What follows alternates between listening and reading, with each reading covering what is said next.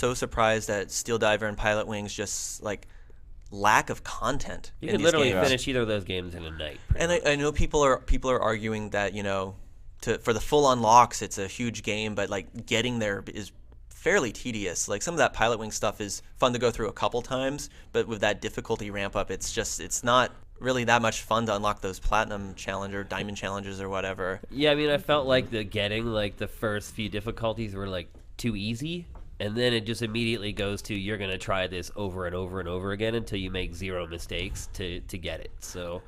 And let's not forget, I mean, the venue, it's just Woohoo Island from Wii Sports Resort. A lot of that just carried over assets. I just think it's a little bit lazy. I mean, they were trying to showcase 3DS's capability, but I believe, as you said in your review, it wasn't like the best thing to like use to showcase like the 3DS. Well, Shane did Pilot Wings, but I mean, Shane. Steel Diver, and then Steel Diver was a tech demo from 6 years ago? Yeah, and how much full price release for that? I mean, there's just not a lot of content. Yeah, it's like all these Content's games. king.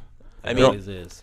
And then the third party stuff. I mean, everyone keeps pointing to Street Fighter. Like Street Fighter is a must-have title, but I feel like it's a year-old game, and on Capcom's end, it's great because they prove a game that a console type experience can be done in the 3DS. A game that looks almost as good as like a console version is on the 3DS, and it's got as much features in it as the console versions, if not a little bit more.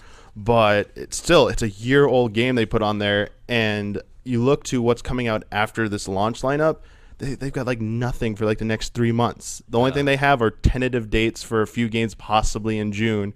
And Iwata talked about that they did not want to have this software gap. He said the Wii and the DS, like our biggest fault was right after launch. We had this gap of software. We want to avoid that again. But if you look at the known list of games coming out, they're doing it again. You're right. So I don't know what's going on here. I'm a little concerned. Anecdotally, we've seen around Los Angeles, there are units for sale all over the place. I mean, Ryan, you said you picked yours up last night at Best Buy. Yeah, there was at least maybe upwards of 20 units left. Yeah, I mean, I feel pretty stupid for pre-ordering mine now. Well, they did. Reggie had done an interview before that said, we're going to make sure we avoid the scenario we had with the Wii. We're going to have units for every consumer on launch day. Yeah, I mean, but there weren't even really lines, right, at midnight on launch day. It sold a ton of copies. I mean, it's definitely moving units. Yeah, it's going to be interesting to see the actual hard numbers. Yeah. I mean, I had a bit of a line at the GameStop I went to, but no, I think it's just like what you said, Justin, with the quote from Reggie's that I think they learned their lesson that, like,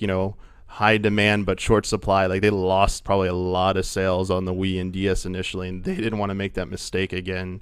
The hardware has, like with the AR games and face raiders built in. I'm hearing, again, I can't see 3D because I'm a pirate. People are saying the AR games is the best 3D out of the launch lineup.